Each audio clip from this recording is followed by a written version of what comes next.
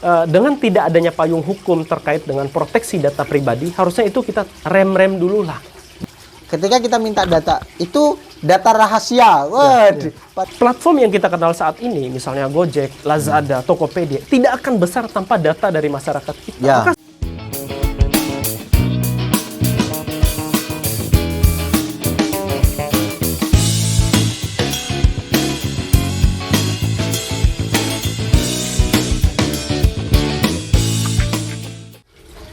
Baik, bismillahirrahmanirrahim. Assalamualaikum warahmatullahi wabarakatuh. Waalaikumsalam warahmatullahi wabarakatuh.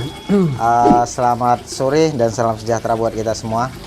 Di sore hari ini kita kedatangan senior, ya bang ya. Senior. Bukan ya, kedatangan, tapi ya. memang sudah ada di sini. Ya, kita akan bercerita terkait dengan keterbukaan informasi publik yang dilihat dari perspektif keterbukaan informasi dari smart city. Jadi sebenarnya sejauh mana sih keterbukaan informasi publik itu berdampak positif terhadap penyelenggaraan pemerintahan daerah, juga sejauh mana konsep smart city itu menghimpun keterbukaan informasi publik itu. Kalau kita lihat sekarang ini, kebetulan saya Bang Yasser tadi baru terjadi ini terkait dengan permasalahan tilang online. Ini menarik ini. Nanti Bang Yasser ini akan bercerita terkait dengan bagaimana konsep smart city sebenarnya yang ideal di Indonesia. Okay. Namun sebelumnya teman-teman sekalian, saya perkenalkan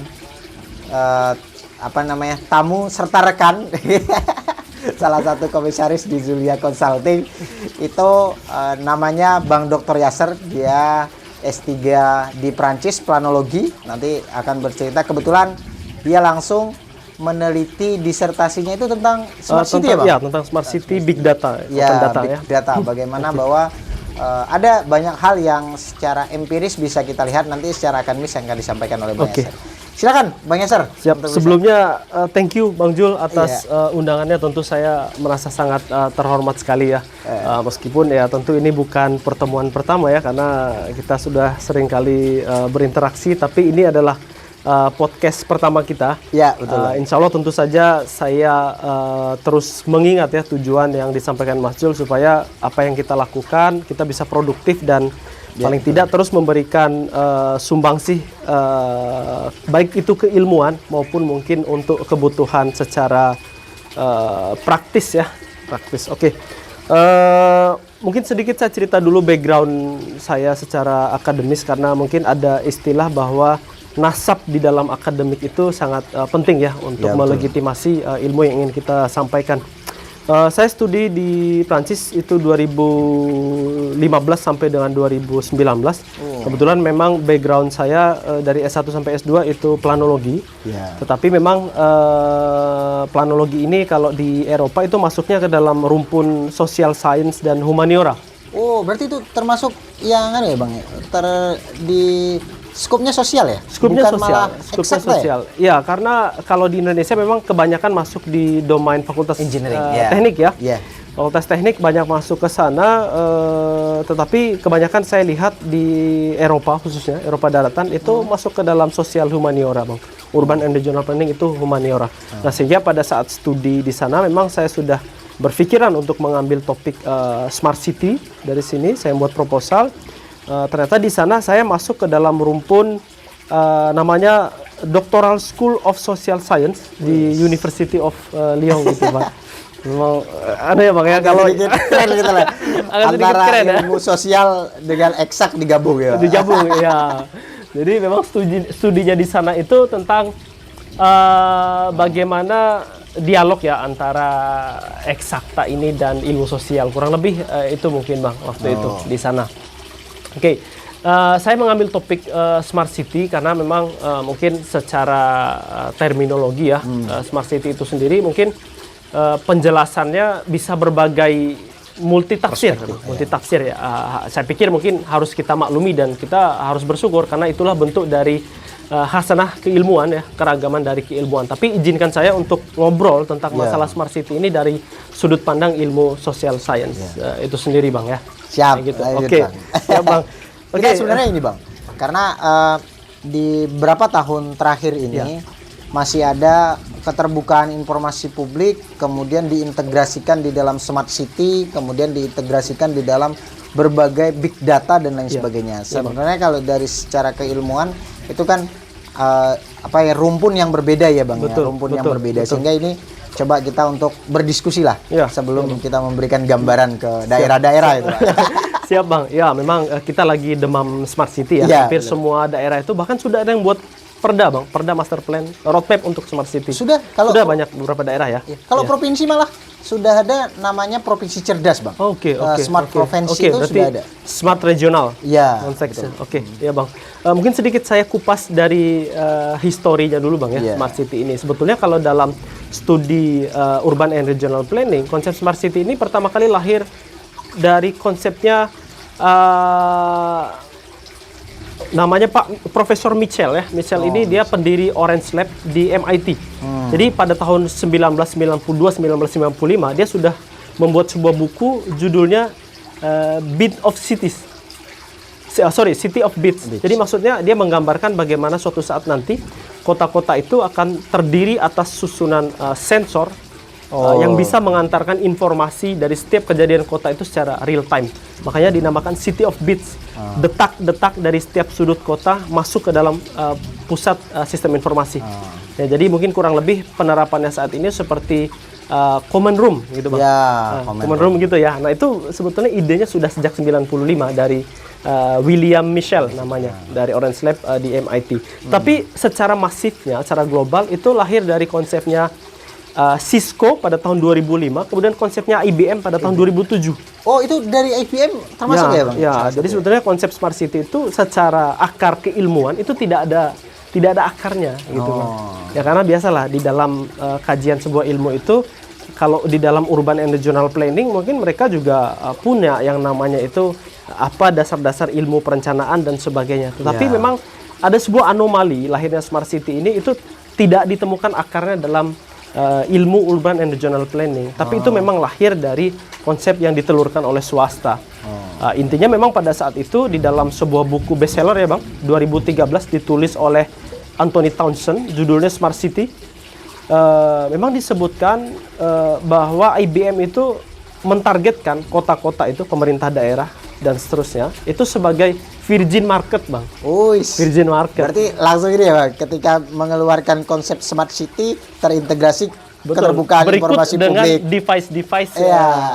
Device-nya itu gitu. Nah, sehingga konsep smart city itu semakin lama semakin melebar gitu kan, semakin melebar. Nah, termasuk sebetulnya smart city itu bisa kita lihat dari konsep open data, kemudian big data, common room seperti itu ya. Kemudian ada dashboard sistem informasi. Semuanya itu menjadi satu dalam konsep smart city, Bang. Nah, itu mungkin kurang lebih sejarah dari konsep smart city itu lahir gitu ya.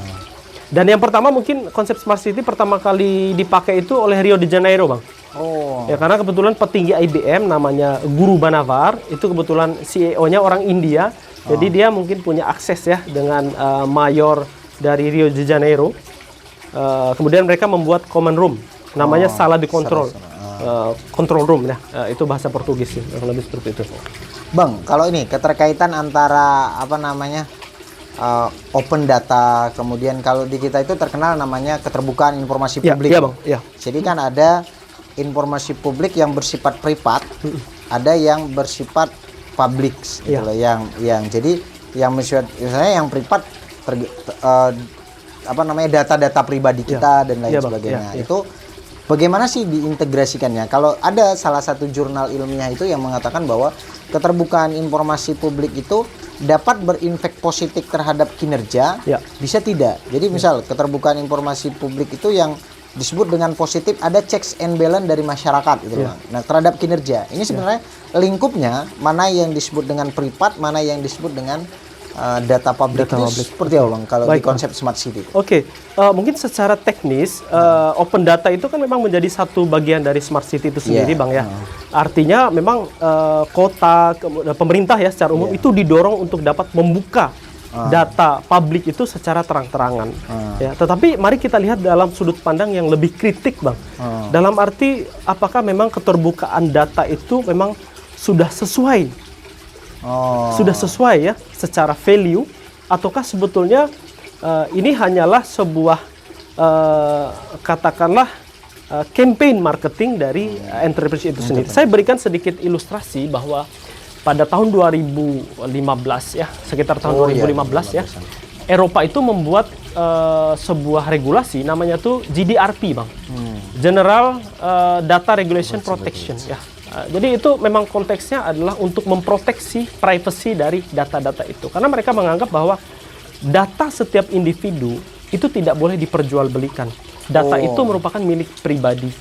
Itu adalah hak masing-masing individu. Nah, karena apa? Pada saat itu lahirnya platform-platform besar seperti Google, kemudian Facebook ya, kemudian platform-platform lain yang sudah bermunculan saat ini, ada Airbnb, kemudian mungkin kalau di Indonesia ada Lazada, Traveloka, Gojek dan sebagainya seperti itu. Itu memang ada exchange, ada trade antara individu dengan platform itu untuk mendapatkan sebuah service. Kita men-trade data personal kita dengan platform tersebut ya. Misalnya ketika kita registrasi di Gojek, data privat kita berikan email, nama, tanggal lahir, bahkan mungkin NIK juga kita berikan gitu Bang, untuk exchange sebuah service. Nah, inilah kemudian yang oleh GDPR itu diupayakan untuk diproteksi. Nah, makanya di dalam sudut pandang kritik yang saya sampaikan itu, di sini perlu kita lihat kembali konsep open data yang dibangun yang dibangun ya. Dan sampai di sini kita menggembar-gemborkan konsep open data, tetapi tujuannya itu justru membuka data dari masyarakat secara umum. Oh, itu yang data privat ya, Bang? Itu data yang privat. Data privat yang apa namanya? Lebih kepada data-data pribadi ya. Betul. Kalau betul. terkait dengan ini, Bang, data umpamanya kinerja pemerintah, perencanaan pembangunan daerah dan lain sebagainya. Jadi kan kalau di dalam Undang-Undang Keterbukaan Informasi Publik itu salah satu yang bersifat rahasia itu hanya mengganggu stabilitas negara, misal data intelijen dan lain sebagainya. Itu bagaimana integrasinya? Nah, ini sebetulnya yang menarik, Bang. Kita di dalam hampir semua diskusi yang coba saya ikuti gitu ya, dalam konsep open data, kita menggabungkan antara data yang perlu dibuka sebagai sebuah hak masyarakat ya, dan data yang perlu dibuka yang sebetulnya itu merupakan privasi dari individu. Nah, ini kan kita campur-campurkan. Saya pikir saya sangat setuju bahwasanya data-data yang merupakan hak dari masyarakat ya, dalam konteks good governance itu perlu dibuka. Bagaimana kinerja dari pemerintah, bagaimana pengeluaran dari pemerintah, penggunaan APBD dan sebagainya, itu harus dibuka. Saya sangat setuju itu. Tetapi yang menjadi masalah di sini, kita campur adukan pembahasan itu dengan private data. Nah, ini yang bahaya gitu, Bang. Karena kita tidak pernah melihat dari sudut pandang yang lebih kritis gitu. Saya beri contoh, mohon maaf saya menyebut merek, di Kabupaten Magelang kalau tidak salah, keterbukaan data publik itu diterjemahkan mentah-mentah. Di mana kita bisa melihat kalau kita search di situ, bahkan sampai data NIK dan nomor HP masyarakat itu terbuka itu, Bang, di website pemerintah. Saya pikir itu sudah menyalahi hak asasi ya. Cuman kembali lagi kita belum punya payung hukum. Beda dengan Eropa, mungkin mereka sudah jauh melihat problem itu gitu ya, sehingga lahirlah regulasi GDPR tadi itu. Nah, sekarang mari kita melihat kembali bagaimana regulasi proteksi data yang bisa kita rancang di Indonesia. Ini mungkin yang belum ada, Bang. Perda tentang itu saya pikir tidak ada. Iya. Kalau catatan kritis saya sih, Bang, terkait dengan keterbukaan informasi publik, karena memang bagi kita yang melakukan kajian, riset dan lain sebagainya, itu sangat dibutuhkan data-data terkait dengan penyelenggaraan pemerintahan daerah. Itu sangat dibutuhkan bagi saya. Namun banyak daerah, Bang, itu yang tidak tersedia, terutama daerah-daerah yang di luar Pulau Jawa. Websitenya yang tidak terupdate dan lain sebagainya, itu saya kira banyak daerah yang terjadian seperti itu. Nah, ini sebenarnya kan ada konsep, kalau kita bisa menarik diskusi kita ini yang ada menarik, perlu ada regulasi terkait dengan open data secara privat, ada yang open data secara publish, yang salah satunya adalah kinerja pemerintahan dan lain sebagainya. Nah, sekarang ini banyak, Bang, daerah itu menganggap gini, ketika kita minta data itu data rahasia. Waduh, padahal jelas itu data rahasia itu hanya data yang mengganggu stabilitas negara. Betul, itu yang menjadi betul, salah satu. betul. Nah, ini salah satu privat itu menurutku itu kalau menurut saya itu mengganggu stabilitas, Bang. Karena ketika jumlah penduduk kita diketahui dan lain sebagainya kan menjadi salah satu masalah ya, Bang. Itu masalah ya. Nah, kalau hanya sekedar jumlah penduduk saya pikir tidak menjadi masalah. Yang menjadi masalah adalah ketika data private dari individu itu kemudian diumbar, itu yang mungkin yang menjadi masalah. Saya pikir gini, Bang, itu menarik itu. Problem open data public di sini itu perlu kita betul-betul garis bawahi ya. Bahwa yang dibuka itu adalah data yang tidak mengganggu stabilitas pemerintahan. Itu yang perlu dibuka. Artinya mungkin seperti yang sudah Abang jelaskan tadi, itulah yang harus dibuka di dalam konsep open data public ini. Tapi kalau terkait dengan misal, Bang, data mulai dari perencanaan RKPD, APBD itu kan yang sangat LKPC itu kan sangat hal yang apa namanya saya kira semua masyarakat tahu karena konsep di Indonesia itu sebagai apa namanya negara otonom, daerah-daerah otonomi, negara yang berbasis kedaulatan rakyat itu saya kira penting itu, Bang. Tapi saya menarik, Bang, ketika kita bercerita smart city tapi ditarik ke apa namanya kondisi Indonesia dengan kalau Bang Yasser kan di Prancis ya, Bang? Lama di Prancis itu gimana, Bang? Bedanya? Ya, perbedaannya tentu mungkin kita salah kaprah mungkin, Bang, ya, memahami smart city ini secara mentah. Karena konsep smart city ini kemudian lahir menjadi sebuah paradigma baru di dalam perencanaan, baik perencanaan spasial ya, di dalam khususnya urban planning maupun perencanaan pembangunan. Makro, ya? Semuanya ditarik ke arah sana. Ini mungkin yang saya khawatirkan karena mohon maaf, saya banyak mengkritik di beberapa forum, ada banyak pusat riset yang saat ini menamakan diri sebagai pusat riset smart city. Tetapi definisi-definisi yang diberikan, konsep-konsep yang diberikan tidak lebih sama seperti konsep-konsep perusahaan besar, Bang. Jadi profesor kita itu semacam salesman atau sales marketing dari perusahaan besar itu. Itu satu hal yang menjadi kritik bagi saya ya. Artinya sini kita harus melihat bagaimana konteks keindonesiaan. Pertama, dengan tidak adanya payung hukum terkait dengan proteksi data pribadi, harusnya itu kita rem dulu lah. Jangan dibawa smart city itu ke dalam konteks privat ya, tapi di dalam data itu adalah komoditi, Bang Jul. Data itu adalah komoditi. Platform yang kita kenal saat ini, misalnya Gojek, Lazada, Tokopedia, tidak akan besar tanpa data dari masyarakat kita. Maka seharusnya kita punya sebuah sovereignty atau kedaulatan terhadap data ini. Ini terlalu mudah menurut saya platform-platform itu menguasai data kita. Saya pernah ada sebuah pengalaman ya. Ceritanya saya baru saja mengambil uang di salah satu bank, saya ingat betul itu. Tiba-tiba saya ditelepon oleh perusahaan apa ya istilahnya yang main saham itu? Forex. Saya ditelepon perusahaan Forex. Ini menunjukkan bagaimana data saya itu secara individu itu diperjualbelikan dengan mudah. Ada interoperabilitas namanya, Bang. Ya, exchange data yang sangat mudah. Dan ini memang terjadi seperti itu karena tidak ada proteksi dari data privat itu. Ini persoalan. Tetapi kembali lagi bahwa data-data yang memang seharusnya menjadi konsumsi publik itu harus dibuka selebar-lebarnya. Bang Jul pasti ingat dulu mahasiswa ngambil data itu susah, ini rahasia deh, ini konfidensial. Padahal kita tidak punya mana sih regulasinya? Gitu. Mana regulasinya menyatakan ini rahasia, ini tidak. Ini kan tidak ada.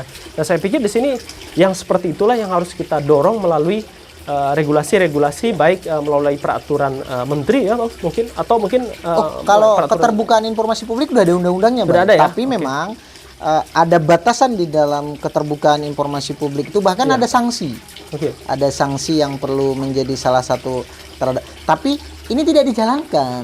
Itu persoalan. Jadi saya sepakat yang dari Bang Yasser itu terkait dengan proteksi terhadap data privat itu belum, itu menjadi salah satu, itu menjadi salah satu kendala. Tapi kalau yang ini ada namanya Undang-Undang Keterbukaan Informasi Publik. Tapi permasalahannya di Indonesia itu tidak berjalan. Itu Bang. Satu, karena memang tidak detail. Kalau di apa namanya di Eropa itu kan cukup detail dia memproteksi sampai dengan keterbukaan informasi publik berdampak terhadap pendapatan daerah, pendapatan negara. Nah, ini yang belum terjadi. Ini gimana, Bang? Konsep itu, Bang. Maksudnya ini kan referensi ini. Jadi ketika daerah tidak melakukan open data terkait dengan LKPJ untuk kinerja pemerintah daerah. Nah, itu efeknya nanti bagaimana terhadap mungkin ada dana apa yang dikurangi dan lain sebagainya. Ada insentif dan disinsentif. Ya, betul Bang. Ya. Itu yang menjadi salah satu gagasan. Betul, Bang. Kalau di luar negeri gimana itu Bang? Kalau insentif dan disinsentif terkait dengan keterbukaan data publik, saya kurang tahu regulasinya ada apa tidak. Tetapi memang di sana ini kembali lagi mungkin dalam konteks pelayanan publik ya Bang. Pelayanan publik memang mungkin excellent. Artinya mungkin ini juga pengalaman secara personal ketika saya meminta data dan sebagainya, hampir saya tidak pernah pulang dengan tangan kosong. Ini menunjukkan bagaimana pemberian data ini pun juga menjadi bagian dari etika pelayanan publik. Kembali lagi ke sana Bang. Berarti perlu ini ya Bang ya. Salah satu keterbukaan informasi publik itu menjadi apa namanya? Sebuah keharusan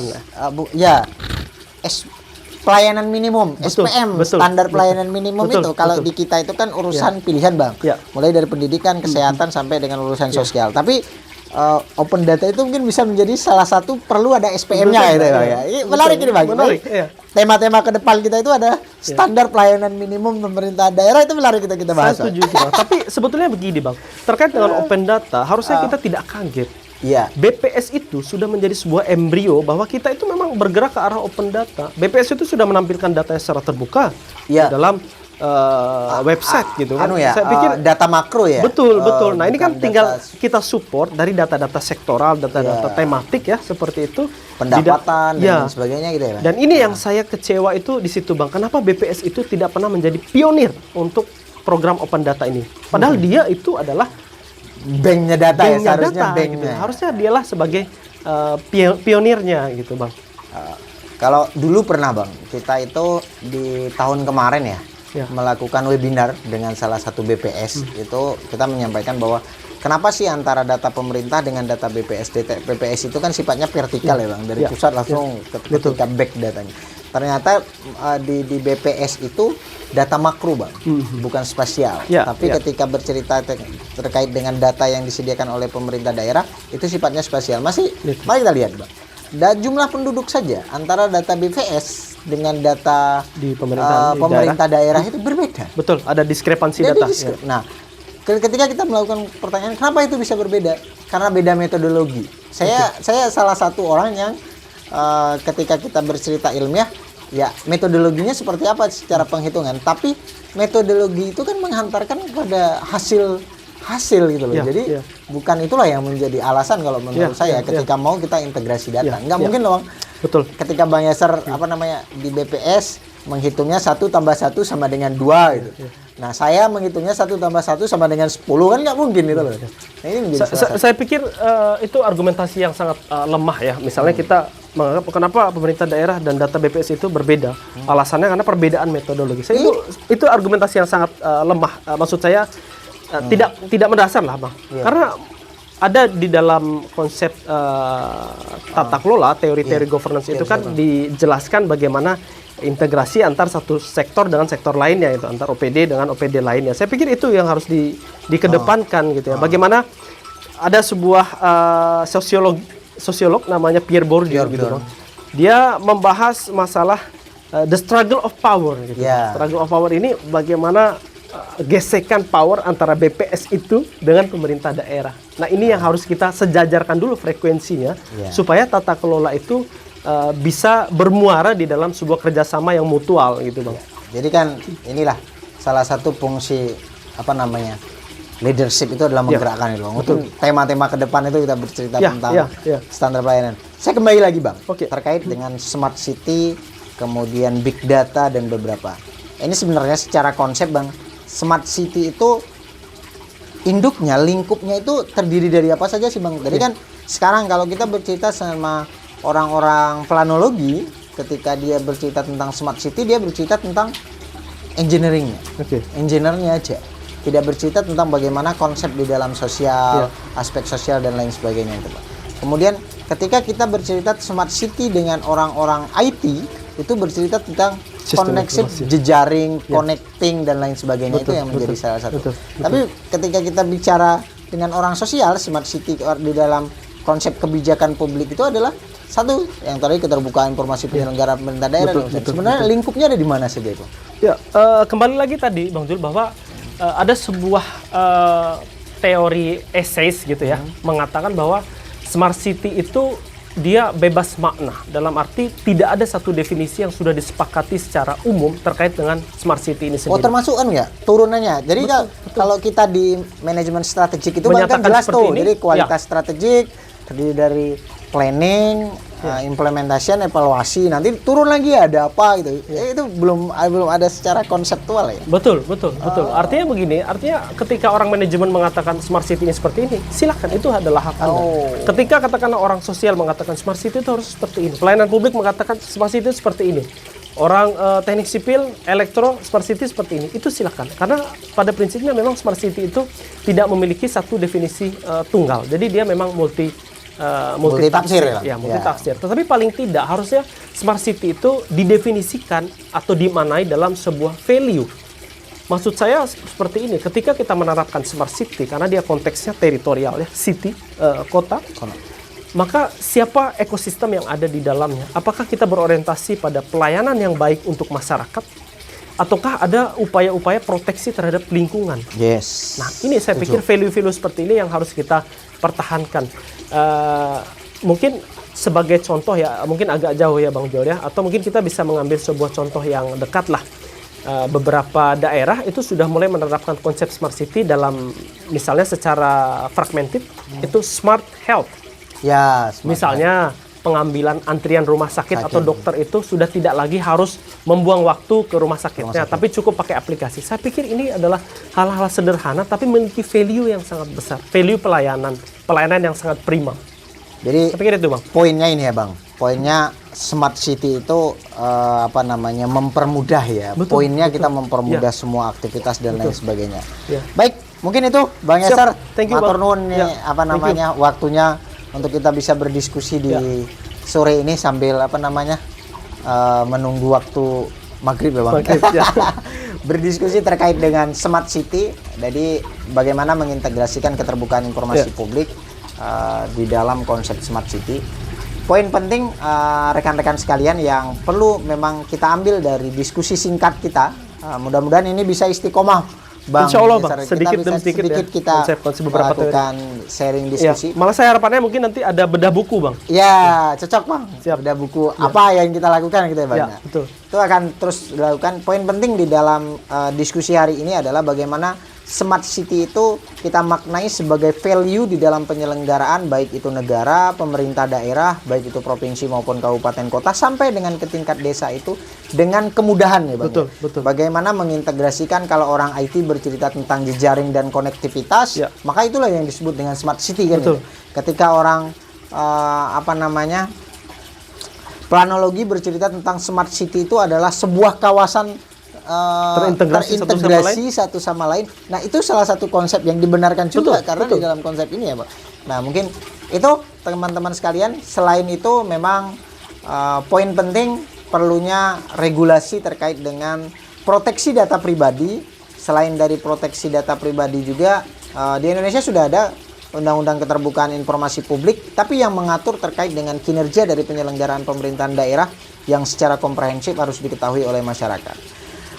Mungkin poin keterbukaan informasi publik ini Bang Yasser, kalau saya menangkapnya gini Bang, ketika ada keterbukaan informasi publik, misal data, kinerja dan lain sebagainya diketahui oleh kita, jadi kita bisa autokritik terhadap penyelenggaraan pemerintah.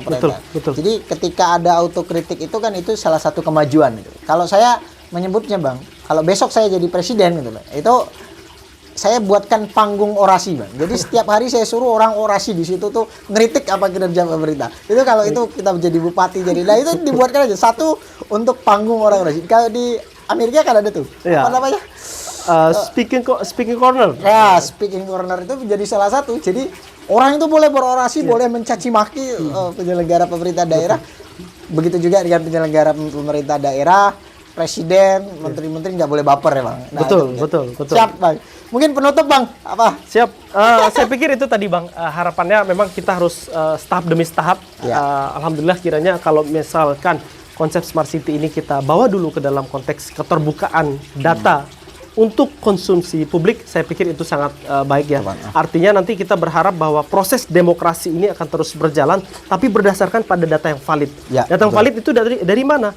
tentu yang harus memulai dari pemerintah dulu. Bukalah data yang valid untuk masyarakat agar masyarakat bisa bersuara dengan demokratis tapi menggunakan landasan data yang valid. Saya pikir itu, Bang. Siap, betul. Terima kasih teman-teman sekalian. Kita lanjutkan di pertemuan selanjutnya, mungkin kita membahas tentang standar pelayanan minimum ya, Bang. Oke, Jadi SPM ya. SPM, jadi pelayanan prima itu seperti apa? Nanti kita ketemu di diskusi depan. Sip, thank you, Terima Bang Jo. kasih. Thank you. Assalamualaikum warahmatullahi wabarakatuh. Waalaikumsalam warahmatullahi wabarakatuh. Siap, aturun. Bang Eser.